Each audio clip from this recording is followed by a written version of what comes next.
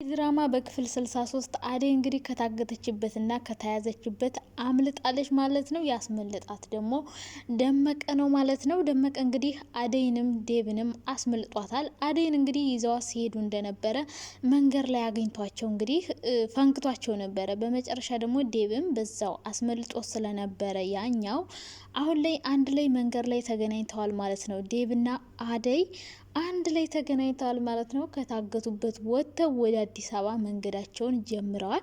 የአደይ አባት ደግሞ ልጅቷ በማጥፋቷ እሬምቧ እያለ ይገኛል። ልጅን የታደረጋችኋት አምጧት፣ አልፋታችሁም እያለ ነበረ። በተለይ ደመቀን ልጅን ካላገኘኋት አልፋታም እያለው ነበር። እሱንም አስሮት ነበር። ደመቀም እንግዲህ እንዲያመልጥ አድርገውታል ማለት ነው። አሁን ላይ አደይ ወደ አዲስ አበባ መንገዷን እየገሰገሰች ነው። የአደይ እናት በደስታ ፍንጥስ ፍንጥስ ጥዝ ብላለች ማለት ነው። ደመቀና አሹ እንግዲህ አደይን ካስመለጡ በኋላ ደግሞ ሮማንን ለማስመለጥ እንግዲህ ከቤቷ ይዘዋት ወጥተው ነበር። በመጨረሻ ግን እነጫኔ ስለደረሱባቸው አሹን በተለይ ሰነካክለው አላስተረፉትም ማለት ነው። ሮማን ማምለጥ አልቻለችም። ዳይመንድ እና ኪንጎ እንግዲህ ሩጠው ለማምለጥ እንግዲህ ጣሻ ውስጥ ገብተዋል ማለት ነው። እነሱ ያመልጣሉ ወይስ አያመልጡም? ከተያዙ እንግዲህ ያልቅላቸዋል ማለት ነው። ምክንያቱም የአደይ አባት አደይ ካልተገኘች አንተን መቼም አልፋታም ብሎት ነበር። ብዙ ማስተባበያ ለመስጠት ሞክሮ ነበር። አደይን ሊደፍሯት ሲል ነው የያዝኳቸው፣ እኔ እሷን ለማዳን ብዬ ነው፣ አንተን ለማግኘት ነው ያመጣው የሚል ማስተባበያ ሰጥቶ ነበር። ይሄ ነገር ግን ለአደይ አባት አሳማኝ ስላልሆነለት ዳይመንድን ማሰር ነበር ያደረገው አማራጭ። አሁን ላይ ዳይመንድና ኪንጎ እንግዲህ ሮማንን ትተዋት ይሄዳሉ አይሄዱም የሚለው እንግዲህ በቀጣይ ክፍል ነው የምናየው። ምክንያቱም ደመቀ እንግዲህ ሮማንን ትቻት መቼም የትም ልሄድ አልችልም፣ ችግር መከራ ቢሆንም የአዲስ አበባ ችግር ይሻላታል የዚህ ሀገርን ስቃይ ከምታይ በማለት እንግዲህ አሁን ላይ ኪንጎ ከባድ ችግር ውስጥ ይገባል ብዬ አስባለሁ። ምክንያቱም ሮማንን ትቼ አልሄድም እያለ ነው።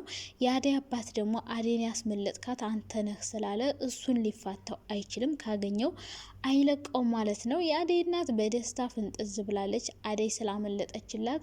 ሰላም ውዴ ቻናሌ ቤተሰቦች እንዴት ናችሁ? ደህና ናችሁ? በጣም ደህና ነኝ እግዚአብሔር ይመስገን። ለቻናሌ አዲስ ከሆናችሁ ላይክ፣ ሼር፣ ሰብስክራይብ አድርጉ። ሀሳብ አስተያየት ካላችሁ ኮሜንት ላይ ማስቀመጣችሁን እንዳትረሱ ማለት ነው። አደይ ድራማ ክፍል 63 ተለቋል። በክፍል 64 ምን ሊፈጠር ይችላል የምናይበት ይሆናል ማለት ነው። ክፍል 63 ላይ እንግዲህ አደይና ዴብ አምልጠው ወደ አዲስ አበባ መንገዳቸውን እየቆሰቆሱት ነው ማለት ነው። በሌላ በኩል ሮማንንም ለማስመለጥ እነ ኪንጎ እየጣሩ ነበረ።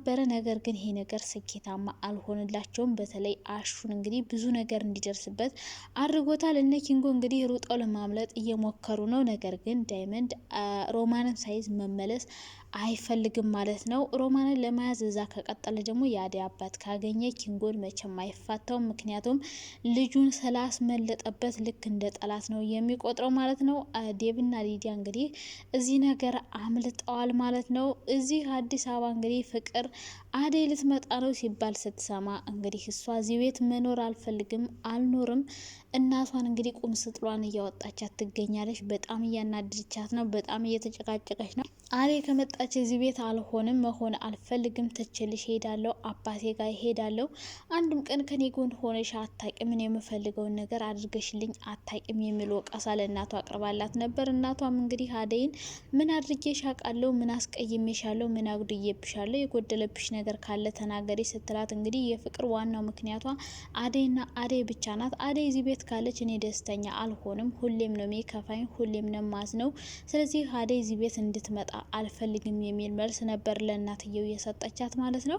እናትየውም እንግዲህ ይሄ ምላሿ ስላላሳመናትና ደስ ስላላላት አደይ ምን አደረገችሽ?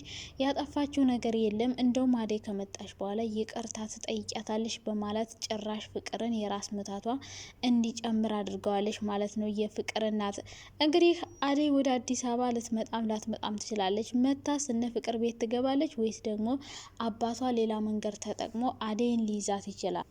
መልሱን እንግዲህ ለእናንተ ትቸዋለሁ ማለት ነው። አደይና ዴብ ወደ ቤት ከመጡ ፍቅር አሁንም ቢሆን ያኑ ጭቅጭቋንና ንዝንዟን ትጀምራለች ማለት ነው። ነገር ግን አደይ አሁን ላይ ወደ ገጠር ምንም ይሁን ምንም መመለስ አትፈልግም። እዛ ማምለጧን እንጂ ከዚህ በኋላ ያለውን ስቃዩንና መከራውን ስላየችው ከስንት መከራ ወጥታ ስለሄደች በጭራሽ አደይ ልትመለስ አትችልም። ከገጠሩ ከእንደዚህ አይነቱ ስቃይ ከመታገቱ ይልቅ የአደይና የፍቅርና የቤዛ ጭቅጭቅ ይሻለኛል ብላ እንግዲህ እነ ፍቅር ቤት የምትቀጥል ነው የሚሆነው። ሲቀጥል ደግሞ የፍቅር እናት አደይን ትፈልጋታለች፣ እነሱ ጋር እንድትሰራ ነው የምትፈልገው። ስለዚህ አደይ ወደዛ ቤት ትገባለች ማለት ነው። ፍቅር ግን ያን ቤት ለቅቄ እወጣለሁ እያለች ነው። አደይ ስትመጣ እንግዲህ ፍቅር ያን ቤት ለቃ ትወጣለች ወይስ ደግሞ ፍቅር እናቷንና አደይን ለማጣላት ሌላ መንገድ የምትፈልግ ይመስላችኋል? ፍቅር አሁንም ቢሆን አታርፍም። ነገር ግን ሴራዋ እየተናቃባት ስለሆነ ብዙ ነገሮችን ማድረግ ስትሞክር እየከሸፈባት ይገኛል። አሁን ላይ የፍቅር ስራ የሚሆነው አደይ ወደነ ፍቅር ቤት ስትመለስ አደይንና የፍቅርን እናት ማጣላት ነው ማለት ነው ዋናው ስራዋ። ከዛ በኋላ አደይ ዛ ቤት እንድትወጣ ማድረግ። አሁን ላይ ግን ፍቅር ከባድ የተሸወደችበት ነገር አለ። እሷ ዴብ ከክፍለ ሀገር ሲመጣ ከኔ ጋር ይቀጥላል፣ አብረን እንሆናለን የሚል ተስፋ በውስጧ ይዛ ነው እንግዲህ እየተጓዘች ያለችው። ነገር ግን አደይና ዴብ እዛ በታገቱበት አጋጣሚ ሆነው ሌላ ዓለም ውስጥ ገብተዋል። አሁን ላይ አደይ ከዴብ ፍቅር ሳይዛት አይቀርም። ዴብም እንግዲህ ለእሷ ብሎ ይህን ሁሉ መስዋዕትነት ከፍሎ ሳትቀበለው የምትቀር አይመስለኝም። ትቀበለዋለች።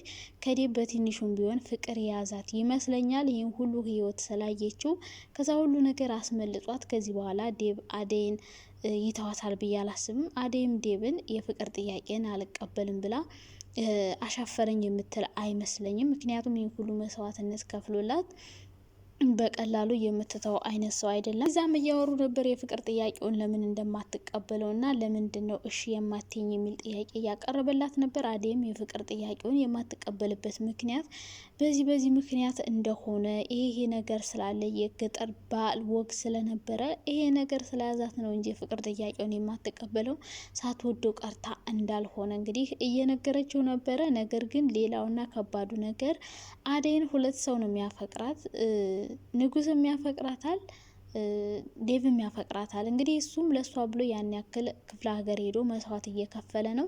ዴቭም ለሷ ብሎ መስዋዕት እየከፈለ ነው። እንግዲህ አደይ ልትመርጥ የምትችለው ዴቭን ነው ብዬ ነው ማስበው። ነገር ግን ይሄኛው አፍቃሪዋስ ምን ሊሆን ይችላል? እንግዲህ ይህን ሁሉ መስዋዕትነት ከፍሎ ሜዳ ላይ ትጥለዋለች ብዬ አላስብም። እንግዲህ መጨረሻዎቸውን ማየት ብቻ ነው የሚናፍቀን እንጂ እንግዲህ አሁን ላይ ለመገመት ትንሽ የሚከብድ ይሆናል ማለት ነው። እንግዲህ በቀጣይ ክፍል በክፍል 64 የአደይ አባት እንግዲህ ሩዋንዳ ያደርገዋል። አደይን ሲያጣት አደይ እናት ጋር ሄዶ እንግዲህ አምባጓሮ መፍጠሩ አይቀርም። በተለይ አሹ ከባድ ችግርና መከራ ውስጥ እንደሚገባ እርግጠኛ ነኝ። አደይን አምጣት አንተን ያስመለጥካት በማለት እሱ የሚያዝ ይሆናል።